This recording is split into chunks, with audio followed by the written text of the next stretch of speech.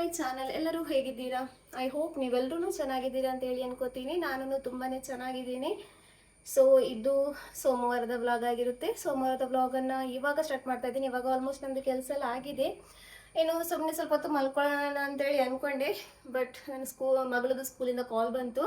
ಇಷ್ಟು ದಿವಸ ಅವಳಿಗೆ ಹುಷಾರಿರ್ತಿಲ್ಲ, ಜ್ವರ ಬರ್ತಾಯಿತ್ತು. ಸೊ ತುಂಬ ಕಡೆ ತೋರಿಸಿದ್ದೀನಿ, ಒಂದೆರಡು ಕಡೆ ಕ್ಲಿನಿಕ್ಗೆಲ್ಲ ತೋರಿಸಿ ಮೆಡಿಸಿನ್ ಎಲ್ಲ ತೊಗೊಂಡಿದ್ದೀನಿ. ಸೊ ಇವತ್ತು ಸ್ವಲ್ಪ ಹುಷಾರಾಗಿದ್ದಾಳೆ ಅಂತೇಳಿ ಸ್ಕೂಲಿಗೆ ಕಳಿಸಿದ್ದೆ. ಸೊ ಇವಾಗ ಸ್ಕೂಲಿಂದ ಕಾಲ್ ಬಂತು. ಅವಳಿಗೆ ಏನು ಹುಷಾರಿಲ್ಲ, ಒಂಥರ ವೀಕ್ನೆಸ್ ಥರ ಮಾಡ್ತಾ ಇದ್ದಾಳೆ, ನೀವು ಕರ್ಕೊಂಡು ಹೋಗಿ ಅಂತೇಳಿ. ಸೊ ಇವಾಗ ಸ್ಕೂಲಿಗೆ ಹೋಗ್ತೀನಿ. ಹೋಗಿ ಅವಳನ್ನ ಏನು ಕರ್ಕೊಂಡು ಹೋಗ್ತೀನಿ. ಏನು ಗೌರ್ಮೆಂಟ್ ಹಾಸ್ಪಿಟಲ್ಗೆ ಕರ್ಕೊಂಡು ಹೋಗೋಣ ಅಂತೇಳಿ ತುಂಬ ಜನ ಹೇಳಿದರು. ಏನು ಗೌರ್ಮೆಂಟ್ ಹಾಸ್ಪಿಟಲ್ಗೆ ಕರ್ಕೊಂಡೋಗಿ ಜ್ವರಕ್ಕೆಲ್ಲ ಬೇಗ ಕಮ್ಮಿ ಆಗುತ್ತೆ, ಅಲ್ಲಿ ಬ್ಲಡ್ ಟೆಸ್ಟ್ ಎಲ್ಲ ಮಾಡ್ತಾರಲ್ವ. ಸೊ ಅಲ್ಲಿಗೆ ಕರ್ಕೊಂಡು ಹೋಗಿ ಅಂತೇಳಿ. ಸೊ ಇವಾಗ ಅಲ್ಲಿಗೆ ಕರ್ಕೊಂಡು ಹೋಗ್ತೀನಿ. ಸ್ಕೂಲಿಂದ ಡೈರೆಕ್ಟಾಗಿ ಹಾಸ್ಪಿಟಲ್ಗೆ ಕರ್ಕೊಂಡು ಹೋಗಾದರೆ ಉಳ್ಳಾಲದಲ್ಲಿ ಗೌರ್ಮೆಂಟ್ ಹಾಸ್ಪಿಟಲ್ ಇದೆಯಲ್ವ, ಸೊ ಅಲ್ಲಿ ಕರ್ಕೊಂಡು ಹೋಗೋಣ ಅಂತೇಳಿ. ಸೊ ಇವತ್ತಿನ ಬ್ಲಾಗಲ್ಲಿ ಏನೆಲ್ಲ ಆಗುತ್ತೆ, ಏನೆಲ್ಲ ಮಾಡ್ತೀನಿ ಎಲ್ಲನೂ ನಿಮ್ಮ ಜೊತೆ ಶೇರ್ ಮಾಡ್ತೀನಿ. ಸೊ ಹಾಗೆಯೇ ಯಾರಾದರೂ ನಮ್ಮ ಚಾನಲ್ನ ಫಸ್ಟ್ ಟೈಮ್ ವಿಸಿಟ್ ಮಾಡಿದರೆ ಸಬ್ಸ್ಕ್ರೈಬ್ ಮಾಡಿದೆ, ಯಾರಾದರೂ ವೀಡಿಯೋ ನೋಡ್ತಾ ಇದ್ದರೆ ಪ್ಲೀಸ್ ಫ್ರೆಂಡ್ಸ್ ಒಂದು ಸಬ್ಸ್ಕ್ರೈಬ್ ಮಾಡ್ಕೊಳ್ಳಿ. ಹಾಗೆಯೇ ವೀಡಿಯೋ ಇಷ್ಟ ಆದರೆ ಲೈಕ್ ಕೊಡಿ, ನಿಮ್ಮ ಫ್ಯಾಮಿಲಿ ಫ್ರೆಂಡ್ಸ್ಗೂ ಶೇರ್ ಮಾಡಿ. ಏನಾದರೂ ತಿಳಿಸ್ಬೇಕಂದ್ರೆ ಕಮೆಂಟ್ ಮೂಲಕ ತಿಳಿಸಿ. ಸೊ ಇವಾಗ ನಾನು ಸ್ಕೂಲಿಗೆ ಹೋಗ್ತೀನಿ. ಫಸ್ಟ್ ನಮ್ಮ ಅಪ್ಪ ಇದ್ದಾರೆ, ಅಪ್ಪನ ಜೊತೆನೇ ಹೋಗ್ತೀನಿ ಸ್ಕೂಲಿಗೆ. ಸೊ ಸ್ಕೂಲಿಗೆ ಹೋಗಿ ಅಲ್ಲಿಂದ ಅವಳನ್ನ ಏನು ಡಾಕ್ಟ್ರ್ ಹತ್ರ ಕರ್ಕೊಂಡು ಹೋಗೋಣ ಅಂತೇಳಿ. ಸೊ ಹಾಗೆಯೇ ಇವತ್ತು ಏನು ಸೊ ಶೂಸೆಲ್ಲ ಇತ್ತು, ಹಸ್ಬೆಂಡಿದು ಮಗಳದೆಲ್ಲ. ಸೊ ಇಲ್ಲಿ ವಾಶ್ ಮಾಡಿ ಇಲ್ಲಿ ಒಣಗೋದಕ್ಕೆ ಇಟ್ಟಿದ್ದೀನಿ. ಒಣಗಿದರೆ ಸಾಕು, ಮಳೆ ಬರದೇನೆ ಒಣಗಿದರೆ ಸಾಕು, ಇಲ್ಲಾಂದರೆ ಅದೊಂಥರ ಒಳಗಡೆ ಸ್ಮೆಲ್ ಬರುತ್ತೆ. ಸೊ ನೋಡೋಣ ಇವತ್ತು ಏನೆಲ್ಲ ಆಗುತ್ತೋ ಅದೆಲ್ಲನೂ ನಿಮ್ಮ ಜೊತೆ ನಾನು ಇವತ್ತು ಶೇರ್ ಮಾಡ್ತೀನಿ. ಸೊ ಸ್ಕೂಲಿಗೆಲ್ಲ ಹೋಗಿ ಅವಳನ್ನ ಕರ್ಕೊಬಂದು ಆಮೇಲೆ ಅಲ್ಲಿ ಹಾಸ್ಪಿಟಲಿಗೆ ರೀಚ್ ಆಗೋಷ್ಟೊತ್ತಿಗೆ ಏನು ಕ್ಲೋಸ್ ಆಗಿಬಿಟ್ಟಿತ್ತು. ಕ್ಲೋಸ್ ಅಂದರೆ ಮಧ್ಯಾಹ್ನ ಲಂಚ್ ಟೈಮ್ ಆಗಿಬಿಟ್ಟಿತ್ತು. ಸೊ ಅವರಂದರು ಊಟ ಎಲ್ಲ ಮಾಡಿ ಆದಮೇಲೆ ಬನ್ನಿ 2 ಗಂಟೆಗೆ ಏನು ರಿಟರ್ನ್ ಚೀಟಿ ಮಾಡ್ತಾರಲ್ವ ಅದು ಕೊಡೋದು ಅಂತೇಳಿ. ಸೊ ಅಷ್ಟೊತ್ತಿಗೆ ಏನು ದರ್ಗಕ್ಕೆ ಹೋಗಿ ಊಟ ಏನಾದ್ರು ಮಾಡ್ಕೊಂಡು ಬರೋಣ ಅಂತೇಳಿ ಇವಾಗ ಬಂದಿದ್ದೀವಿ. ಯಾಕೆಂದರೆ ಹೋಟೆಲಿದು ಫುಡ್ ಅವಳಿಗೆ ಏನೂ ಇಷ್ಟ ಆಗ್ತಾಯಿಲ್ಲ. ಅದಕ್ಕೋಸ್ಕರ ಸ್ವಲ್ಪ ಗಂಜಿ ಆದರೂ ತಿನ್ಬೋದು ಅಂತೇಳಿ ಇಲ್ಲಿ ದರ್ಗಕ್ಕೆ ಬಂದಿದ್ದೆ. ಸೊ ಹಾಗೆಯೇ ದರ್ಗಕ್ಕೆ ಬಂದು ಫಸ್ಟ್ ಇಲ್ಲಿ ನಾನು ಜಿಯಾರತ್ ಮಾಡ್ತಾಯಿದ್ದೀನಿ. ಹೇಗೂ ಬಂದಾಗೇ ಏನು ದರ್ಗಕ್ಕೂ ಏನೋ ಒಂದು ವಿಸಿಟ್ ಮಾಡಿದಾಗ ಆಗುತ್ತೆ, ಅಲ್ಲೂ ಒಂದು ಜಿಯಾರತ್ ಮಾಡಿದಾಗ ಆಗುತ್ತೆ ಅಂತೇಳಿ ಅವಳನ್ನೂ ಕರ್ಕೊಬಂದಿದ್ದೆ. ಸೊ ಇವಾಗ ಇಲ್ಲೊಂದು ಯಾಸಿನೆಲ್ಲ ಓದಿ ಇವಾಗ ಗಂಜಿಯಲ್ಲಿ ಸಿಗುತ್ತಲ್ವ, ಮಧ್ಯಾಹ್ನ ಟೈಮಲ್ಲಿ ಗಂಜಿ ಸಿಗುತ್ತಲ್ವ, ಸೊ ಅದನ್ನು ಕುಡ್ಕೊಂಡು ನಂತರ ಕ್ಲಿನಿಕ್ಕಿಗೆ ಹೋಗೋಣ ಅಂತೇಳಿ. ಅವಳೊಂಚೂರು ತಿನ್ನೋದಕ್ಕೆ ಕೇಳ್ತಾ ಇಲ್ಲ. ಅವಳಿಗೆ ಜಾಸ್ತಿಯಾಗಿ ವೀಕ್ನೆಸ್ ಇದರಿಂದನೇ ಆಗಿರೋದು, ತಿನ್ನಲ್ವಲ್ಲ, ಹಾಗಾಗಿ ಒಂಥರ ಮುಖನೇ ನೋಡ್ತಾ ಇದ್ದಾಳೆ ತಿನ್ನು ಅನ್ನುವಾಗ. ಸೊ ಆ ಥರ ಮಾಡ್ತಾ ಇದ್ದಾಳೆ. ಸೊ ಇವಾಗ ನಾವಿಲ್ಲಿ ಕ್ಲಿನಿಕ್ಕಿಗೆ ಬಂದಿದ್ದೀವಿ. ಅಲ್ಲಿ ಬ್ಲಡ್ ಟೆಸ್ಟ್ ಮಾಡಿ ಅಂತ ಹೇಳಿದರು. ಸೊ ಅದಕ್ಕೋಸ್ಕರ ಅವಳ ಬ್ಲಡ್ ಟೆಸ್ಟಿಗೆ ಕೊಟ್ಟಿದ್ದೀನಿ. ರಿಪೋರ್ಟು 1 ಅವರ್ ಆದಮೇಲೆ ಸಿಗುತ್ತೆ, ಒಂದು ನಾಳೆ ಸಿಗುತ್ತೆ ಅಂತ ಹೇಳಿದರು. ಸೊ ಅದಕ್ಕೋಸ್ಕರ ಎರಡೂ ನಾಳೆನೇ ತಗೊಳ್ಳೋಣ ಅಂತೇಳಿ ಏನೋ ರಿಟರ್ನ್ ಮನೆಗೆ ಹೋಗ್ತಾ ಇದ್ದೀವಿ ಇಲ್ಲಿ. ಸೊ ಹಾಗೆಯೇ ಸ್ವಲ್ಪ ಬ್ಯಾಂಕಿದು ಕೆಲಸ ಇತ್ತು ಅವಳದು ಒಂದು ಫೋಟೋ ತೆಗಿಬೇಕಾಗಿತ್ತು ಅವ್ರಿಗೆ, ಆಮೇಲೆ ತಂಬಲ ಬೇಕಾಗಿತ್ತು. ಸೊ ಅದಕ್ಕೋಸ್ಕರ ಬ್ಯಾಂಕಿಗೆ ಬಂದಿದ್ದೆ. ಬಟ್ ಬ್ಯಾಂಕಲ್ಲಿ ನೋಡಿದ್ರು ಅಲ್ಲೂ ಕೆಲಸ ಆಗಿಲ್ಲ, ಬ್ಯಾಂಕಲ್ಲೂ ಏನು ಸರ್ವರ್ ಇಲ್ಲ ಅಂತ ಹೇಳಿದರು. ವಾಪಸ್ ರಿಟರ್ನ್ ಮನೆಗೇ ಬಂದೆ. ಸೊ ಹಾಗೆಯೇ ಹಸ್ಬೆಂಡ್ ಅವಳಿಗೆ ಕೇಳಿದ್ರು ಏನು ಬೇಕು ತಿನ್ನೋದಕ್ಕೆ ಅಂತೇಳಿ. ಸೊ ಅದಕ್ಕೋಸ್ಕರ ಡ್ರ್ಯಾಗನ್ ಫ್ರೂಟ್ ಅಂತ ಹೇಳಿದ್ಲ. ಸೊ ಅದಕ್ಕೋಸ್ಕರ ಹಸ್ಬೆಂಡ್ ಬರುವಾಗ ಡ್ರ್ಯಾಗನ್ ಫ್ರೂಟನ್ನು ತಗೊಬಂದಿದ್ರು. ಸೊ ಅದನ್ನಿಲ್ಲಿ ನಾನಿಲ್ಲಿ ಅವಳಿಗೆ ಕಟ್ ಮಾಡಿ ಕೊಡ್ತಾ ಇದ್ದೀನಿ. ಅವಳು ಒಟ್ಟಾರೆ ಹೇಳಿರೋದು ತಿಂದಿಲ್ಲ, ಆದ್ರೂ ಏನು ಡ್ರ್ಯಾಗನ್ ಫ್ರೂಟನ್ನು ತಿಂದಿಲ್ಲ. ಅವಳಿಗೆ ಒಟ್ಟಿನಲ್ಲಿ ಕೇಳಿದಕ್ಕೆ ಡ್ರ್ಯಾಗನ್ ಫ್ರೂಟ್ ಅಂತ ಅವಳು ಬಾಯಲ್ಲಿ ಬಂತೇನೋ, ಅದಕ್ಕೋಸ್ಕರ ಹೇಳಿದಾಳೆ. ಸೊ ಅಷ್ಟೊತ್ತಿಗೆ ಏನು ಹಸ್ಬೆಂಡೆಲ್ಲ ಬಂದಿದ್ರಲ್ವ, ಅವ್ರಿಗೂ ಒಂದು ದೋಸೆ ಹಾಕಿ ಪಲ್ಯ ಕೊಡೋಣ ಅಂದರೆ ಅಷ್ಟೊತ್ತಿಗೆ ಗ್ಯಾಸೇ ಖಾಲಿ ಆಗಿಬಿಡ್ತು ನಂದು. ಏನು ಮಾಡೋದು, ಗ್ಯಾಸ್ ಎಲ್ಲೂ ಸಿಕ್ಕಿಲ್ಲ. ಕೊನೆಗೆ ಅಮ್ಮನ ಮನೆಯಿಂದ ತಗೊಬಂದೆ. ಬಟ್ ಇವತ್ತು ನೋಡಿದರೆ ಅಮ್ಮನ ಮನೆಯಲ್ಲೂ ಖಾಲಿ ಆಯಿತು. ಅಂದರೆ ನಾನೀಗ ತಗೊಬಂದಿರೋದು ಮಂಡೇ ನಮ್ಮ ಮನೆಗೆ ಗ್ಯಾಸ್ ಸಿಲಿಂಡರ್ ಅಮ್ಮನ ಮನೆಯಿಂದ.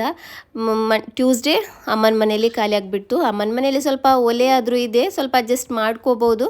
ಬಟ್ ಇಲ್ಲಿ ಒಲೆ ಅಲ್ಲೇ ಇಲ್ವಲ್ಲ, ಸೊ ಹಾಗಾಗಿ ಕಷ್ಟ ಆಗುತ್ತೆ.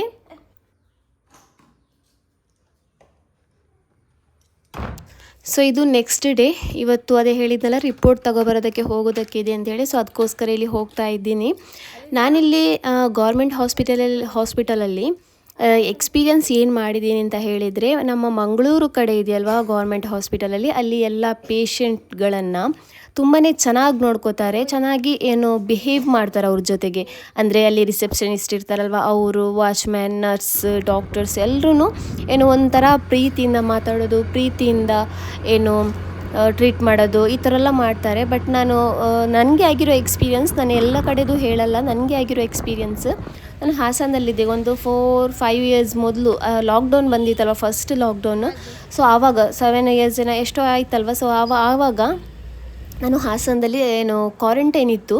ಅಂದರೆ ನಾವು ಮಂಗಳೂರಿಂದ ಹಾಸನ ಹೋಗಿರೋದು. ಸೊ ಅಲ್ಲಿ ಹೋದಾಗ ನಮ್ಮನ್ನು ಕ್ವಾರಂಟೈನಲ್ಲಿಟ್ಟರು. ಸೊ ಫಸ್ಟಿಗೆ ಗೌರ್ಮೆಂಟ್ ಹಾಸ್ಪಿಟಲಿಗೆ ಕಳಿಸಿದ್ರು. ಸೊ ಗೌರ್ಮೆಂಟ್ ಹಾಸ್ಪಿಟಲ್ ಹೋಗಿ ಅಲ್ಲಿ ಎಲ್ಲ ಟೆಸ್ಟ್ ಎಲ್ಲ ಮಾಡಿ ಹಾಸ್ಪಿಟಲಲ್ಲಿ ನಾವು ಒಂದು 2 ಡೇಸ್ ಇದ್ವಿ ರಿಪೋರ್ಟ್ ಬರೋ ತನಕ. ಸೊ ಅಲ್ಲಿ ಯಾವ ಥರ ಒಂಥರ ಬಿಹೇವ್ ಮಾಡ್ತಾಯಿದ್ರು ಅಂದರೆ ಚೆನ್ನಾಗಿ ಮಾತಾಡೋದು ಇಲ್ಲ, ಒಂಥರ ರೂಡಾಗಿ ಮಾತಾಡೋದು. ಆಮೇಲೆ ಒಂಥರ ಇಷ್ಟ ಆಗಲ್ಲ, ಅವ್ರ ಮಾತು ಕೇಳೋದಕ್ಕೇ ಇಷ್ಟ ಆಗಲ್ಲ. ನರ್ಸ್ ಆಗಲಿ ಅಥವಾ ಅಲ್ಲಿದು ಸೆಕ್ಯೂರಿಟಿ ಗಾರ್ಡ್ ಈ ಥರದೆಲ್ಲ ಇರ್ತಾರಲ್ವ, ಸೊ ತುಂಬಾ ರೂಡಾಗಿ ಮಾತಾಡ್ತಾರೆ. ಅದೊಂದು ಸಲ ಎಕ್ಸ್ಪೀರಿಯೆನ್ಸ್ ಆಗಿತ್ತು. ಆಮೇಲೆ ಇನ್ನೊಂದು ಸಲ ನಮ್ಮ ಆಂಟಿ ಜೊತೆಗೆ ನಾನು ಹೋಗಿದ್ದೆ ಗೌರ್ಮೆಂಟ್ ಹಾಸ್ಪಿಟಲ್ಗೆ. ಸೊ ಆವಾಗಲೂ ಅದೇ ಥರ ಒಂಥರ ರೂಡಾಗಿ ಮಾತಾಡೋದು, ಏನು ಕೇಳಿದ್ರು ನಿಲ್ಲಮ್ಮ, ವೆಯ್ಟ್ ಮಾಡಮ್ಮ, ಯಾಕಮ್ಮ ಇಷ್ಟೊಂದು ಅರ್ಜೆಂಟ್ ಮಾಡ್ತೀಯಮ್ಮ, ಈ ಥರ ಎಲ್ಲ ಒಂಥರ ರೂಡಾಗಿ ಮಾತಾಡೋದು. ಬಟ್ ನಾನು ಮಂಗಳೂರು ಕಡೆ ನಾನು ಎಲ್ಲ ಕಡೆ ನೋಡಿದ್ದೀನಿ. ಮಂಗಳೂರು ಕಡೆ ಅಂದರೆ ನಾನು ಫಸ್ಟ್ ಟೈಮ್ ಇದು ಗೌರ್ಮೆಂಟ್ ಹಾಸ್ಪಿಟಲಿಗೆ ಹೋಗಿರೋದು. ತುಂಬಾ ಪ್ರೀತಿಯಿಂದ ಮಾತಾಡ್ತಾರೆ. ರಿಸೆಪ್ಷನಿಸ್ಟ್ ಆಗಲಿ ಅಥವಾ ಯಾರು ಸೆಕ್ಯೂರಿಟಿ ಗಾರ್ಡ್ ಇರ್ತಾರಲ್ವ ಅವರಾಗಲಿ, ನರ್ಸ್ ಆಗಲಿ, ಲ್ಯಾಬಲ್ಲಿ ಇರ್ತಾರಲ್ವ ಅವರಾಗಲಿ, ಎಲ್ಲರೂ ಒಂಥರ ಕಾಮಾಗಿ ಮಾತಾಡ್ತಾರೆ. ಸೊ ಇದು ನಾನು ಮಾತ್ರ ಹೇಳೋದಲ್ಲ, ನಾನು ಹಾಸನದಲ್ಲಿದ್ದಾಗ ನನ್ನ ಪಕ್ಕದ ಮನೇಲಿ ಒಬ್ಬರಿದ್ದರು, ಅವರು ನನಗೆ ಅದೇ ಹೇಳ್ತಾಯಿದ್ರು. ನಿಮ್ಮ ಕಡೆದು ಹಾಸ್ಪಿಟಲ್ಗಳಲ್ಲಿ ಗೌರ್ಮೆಂಟ್ ಹಾಸ್ಪಿಟಲ್ ಆದ್ರೂ ತುಂಬಾ ಚೆನ್ನಾಗಿ ಮಾತಾಡ್ತಾರೆ, ತುಂಬಾ ಗೌರ್ಮೆಂಟ್ ವರ್ಕರ್ಸ್ ಆದ್ರೂ ತುಂಬಾ ಚೆನ್ನಾಗಿ ಮಾತಾಡ್ತಾರೆ. ಬಟ್ ನಮ್ಮ ಕಡೆ ಎಲ್ಲರೂ ಒಂಥರ ರಫಾಗಿ ಮಾತಾಡೋದು, ನಿಮ್ಮ ಕಡೆಯವರು ಮಾತಾಡುವಾಗಲೇ ಒಂಥರ ಖುಷಿಯಾಗುತ್ತೆ ಅಂತೇಳಿ. ಸೊ ನಾನು ನನಗಾಗಿರೋ ಎಕ್ಸ್ಪೀರಿಯೆನ್ಸನ್ನು ನಿಮ್ಮ ಜೊತೆ ಹೇಳಿರೋದು. ಸೊ ಎಲ್ರಿಗೂ ಅದೇ ಥರ ಎಕ್ಸ್ಪೀರಿಯೆನ್ಸ್ ಆಗಿದೆಯೋ ಇಲ್ವೋ ಅಂತೇಳಿ ಗೊತ್ತಿಲ್ಲ. ಸೊ ಹಾಗೆಯೇ ಇವತ್ತು ಹಾಸ್ಪಿಟಲೆಲ್ಲ ಹೋಗಿ ಬಂದಿದ್ದೆ. ರಿಪೋರ್ಟಲ್ಲಿ ಅಲ್ಹಮ್ದುಲಿಲ್ಲ ನಾರ್ಮಲ್ ಇತ್ತು, ಸ್ವಲ್ಪ ವೈರಲ್ ಫೀವರ್ ಅಂತೇಳಿ ಸ್ವಲ್ಪ ಕೆಮ್ಮಿದೆ. ಸೊ ಅದಕ್ಕೆ ಮೆಡಿಸಿನ್ ಎಲ್ಲ ಹೊರಗಡೆಯಿಂದ ಬರೆದು ಕೊಟ್ಟಿದ್ದಾರೆ. ಸೊ ಬರುವಾಗ ತಗೊಬಂದಿದ್ದೆ.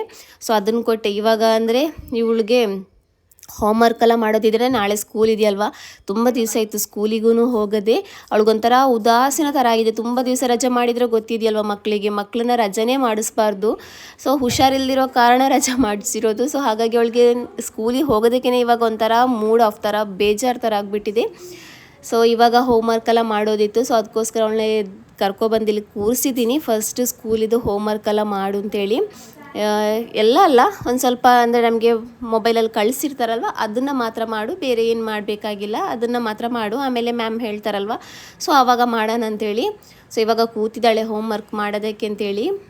ಹಾಗೆಯೇ ಇಲ್ಲಿ ನನ್ನ ದೊಡ್ಡ ಮಗಳೂ ಇಲ್ಲಿ ನಮಾಜೆಲ್ಲ ಮಾಡಿ ಅದೇ ಕೈಯಲ್ಲಿ ಇಲ್ಲಿ ಬರೆಯೋದಕ್ಕೆ ಕೂತಿದ್ದಾಳೆ. ಇನ್ನೊಂದು ಸಲ ವಜು ಮಾಡಬೇಕಲ್ವಂತೇಳಿ ಅದೇ ಉದಾಸೀನ. ಮಕ್ಕಳಿಗೆ ಗೊತ್ತಿದೆಯಲ್ವ ಯಾವ ಥರ ಉದಾಸೀನ ಇರುತ್ತೆ ಅಂತೇಳಿ. ಸೊ ಅದೇ ಥರ ಉದಾಸೀನ ಇನ್ನೊಂದು ಸಲ ವಜು ಮಾಡಬೇಕು ಆ ಥರ ಎಲ್ಲ ಮಾಡಬೇಕು ಅಂತೇಳಿ ಅದೇ ಬಟ್ಟೆಯಲ್ಲಿ ಕೂತ್ಕೊಂಡು ಹೋಮ್ವರ್ಕ್ ಎಲ್ಲ ಮಾಡ್ಕೋತಾ ಇದ್ದಾಳೆ ಇಲ್ಲಿ.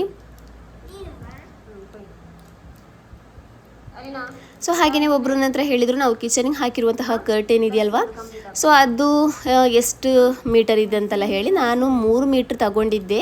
ಅಂದರೆ ಲೆಂತ್ 3 ಮೀಟರ್, ಈ ಥರ ಅಡ್ಡ ಬರುತ್ತಲ್ವ ಅದು ಎಷ್ಟು ಅಂತೇಳಿ ಗೊತ್ತಿಲ್ಲ. ನಾನು ಅಂಗಡಿಯಿಂದ ಹೋಗಿ ಅದು ಮೀಟ್ರ್ ಬರುತ್ತಲ್ವ ಅಷ್ಟೇ ತೊಗೊಂಡಿರೋದು, 3 ಮೀಟ್ರ್ ತೊಗೊಂಡಿದ್ದೀನಿ. ಆಮೇಲೆ ಅದರದ್ದು ಸ್ಪ್ರಿಂಗ್ ಇದೆಯಲ್ವ ಅದು ಫ್ಲಿಪ್ಕಾರ್ಟಿಂದ ಆರ್ಡ್ರ್ ಮಾಡಿರೋದು. ಆಮೇಲೆ ಅದರದ್ದು ಹುಕ್ ಇದೆಯಲ್ವ ಅದೂ ಫ್ಲಿಪ್ಕಾರ್ಟಿಂದನೇ ಆರ್ಡ್ರ್ ಮಾಡಿರೋದು. ಸೊ ಹುಕ್ ಸ್ಪ್ರಿಂಗ್ ಅಂತೆಲ್ಲ ಫ್ಲಿಪ್ಕಾರ್ಟಲ್ಲಿ ಹಾಕಿದರೆ ಬರುತ್ತೆ. ಸೊ ಅದನ್ನು ನೋಡಿ ನಾನಿಲ್ಲಿ ಆರ್ಡ್ರ್ ಮಾಡಿರೋದು. ಸೊ ನನಗಿಲ್ಲಿ 3 ಮೀಟ್ರಿಗೆ 3 ನಾನು ಸ್ಪ್ರಿಂಗನ್ನು ತಗೊಂಡಿದ್ದೆ. ಸೊ ಇವಾಗ ಅಂಗಡಿ ಹೋಗ್ತಾ ಇದ್ದೀನಿ. ಹಸ್ಬೆಂಡೂ ಸ್ವಲ್ಪ ಬರೋದು ಲೇಟ್ ಆಗುತ್ತೆ ಅಂತ ಹೇಳಿದರು, 10 ಗಂಟೆ ಎಲ್ಲ ಆಗ್ಬೋದು ಅಂತೇಳಿ. ಸೊ ಹಾಗೆಯೇ ಮಕ್ಕಳಿಗೆ ನಾಳೆ ಬೆಳಿಗ್ಗೆಗೆ ಸ್ನ್ಯಾಕ್ಸ್ ಏನೂ ಇತ್ತಿಲ್ಲ. ಎಷ್ಟೇ ತಗೊಬಂದ್ರೂ ಒಂದೇ ಸಲ ಖಾಲಿ ಮಾಡಿಬಿಡ್ತಾರೆ. 1 ವೀಕಿಗೆಲ್ಲ ತಗೊಬರ್ತೀವಿ, ಆದ್ರೂ 1 ವೀಕೂ ಬರಲ್ಲ, 2-3 ಡೇಸಲ್ಲೇ ಖಾಲಿ ಆಗಿಬಿಡುತ್ತೆ. ಸೊ ಹಾಗಾಗಿ ಇವಾಗ ಅಂಗಡಿ ಹೋಗ್ತಾ ಇದ್ದೀನಿ ತಗೊಬರೋಣ ಅಂತೇಳಿ. ಹಾಗೆ ನನ್ನ ಮಗಳಿದು ಬುಕ್ಸಿಗೆ ಲೇಬಲ್ನೂ ಬೇಕಾಗಿತ್ತು. ಸೊ ಅದಕ್ಕೋಸ್ಕರ ಅದನ್ನು ತಗೊಳ್ಳೋಣ ಅಂತೇಳಿ ಇವಾಗ ಅಂಗಡಿಗೆ ಬಂದಿದ್ದೀನಿ. ಇವತ್ತಿನ ವ್ಲಾಗ್ ತುಂಬಾ ಚಿಕ್ಕದಾಗಿದೆ, ಜಾಸ್ತಿ ಏನಿಲ್ಲ. ಇದರಲ್ಲಿ ನನಗಾಗಿರುವಂತಹ ಎಕ್ಸ್ಪೀರಿಯೆನ್ಸನ್ನು ಮಾತ್ರ ನಿಮ್ಮ ಜೊತೆ ಶೇರ್ ಮಾಡಿದ್ದೀನಿ. ಸೊ ಇದರಲ್ಲಿ ಬೇರೆ ಏನೂ ಇಲ್ಲ. ವಿಡಿಯೋ ಇಷ್ಟ ಆದರೆ ನಮ್ಮ ಚಾನಲ್ನ ಸಬ್ಸ್ಕ್ರೈಬ್ ಮಾಡ್ಕೊಳ್ಳಿ. ಹಾಗೆಯೇ ಏನಾದರೂ ತಿಳಿಸ್ಬೇಕಂದ್ರೆ ಕಮೆಂಟ್ ಮೂಲಕ ತಿಳಿಸಿ. ಸೊ ತುಂಬ ದಿವಸ ಆಯಿತು ಕರೆಕ್ಟಾಗಿ ವ್ಲಾಗೂ ಮಾಡ್ತಾ ಇಲ್ಲ ನಾನು. ಅಂದರೆ ಮಕ್ಕಳಿಗೆ ಹುಷಾರಿಲ್ಲ ಅಂದರೆ ಗೊತ್ತಿದೆಯಲ್ವ ಯಾವ ಥರ ಮೂಡ್ ಆಫ್ ಇರುತ್ತೆ ಅಂತೇಳಿ. ಮಕ್ಕಳಿದೇ ಒಂಥರ ಟೆನ್ಷನ್ ಇರುತ್ತೆ ಹುಷಾರಿಲ್ವಲ್ಲ ಅಂತ ಹೇಳಿ. ಸೊ ಅದಕ್ಕೋಸ್ಕರ ಜಾಸ್ತಿ ವೀಡಿಯೋಸ್ ಏನು ಮಾಡಿಲ್ಲ, ಎಷ್ಟಾಯಿತು ಅಷ್ಟು ವೀಡಿಯೋಸನ್ನು ಮಾತ್ರ ಹಾಕಿದ್ದೀನಿ. ಸೊ ಇದು ನೈಟ್ ನಂದು ಡಿನ್ನರ್. ಒಂದು ದೋಸೆ ಹಾಕಿದ್ದೆ, ಆಮೇಲೆ ಪಂಪ್ಕಿನ್ ಇದೆಯಲ್ವ ಅದರದ್ದು ಗಸಿ ಮಾಡಿದ್ದೆ, ಹಾಗೆಯೇ ಮಾವಿನ ಹಣ್ಣು ತೊಗೊಬಂದಿದ್ದೆ. ಸೊ ಅದನ್ನು ತಿಂತಾಯಿದ್ದೀನಿ. ನಂದು ಮೋಸ್ಟ್ ಫೇವ್ರೆಟ್ ಮಾವಿನ ಹಣ್ಣು ಅಂತಲೇ ಹೇಳ್ಬೋದು. ಮಲ್ಲಿಕಾ ಮಾವಿನ ಹಣ್ಣು ತುಂಬಾ ಸ್ವೀಟ್ ಇದೆ, ತುಂಬಾ ಚೆನ್ನಾಗಿದೆ. ಸೊ ಫ್ರೆಂಡ್ಸ್, ಈ ವಿಡಿಯೋನ ನಾನು ಇಲ್ಲಿಗೆ ಎಂಡ್ ಮಾಡ್ತಾ ಇದ್ದೀನಿ. ಸೊ ಇನ್ನು ಸಿಗೋಣ ನೆಕ್ಸ್ಟ್ ವಿಡಿಯೋದಲ್ಲಿ. ಅಲ್ಲಿ ತನಕ ಬಾಯ್.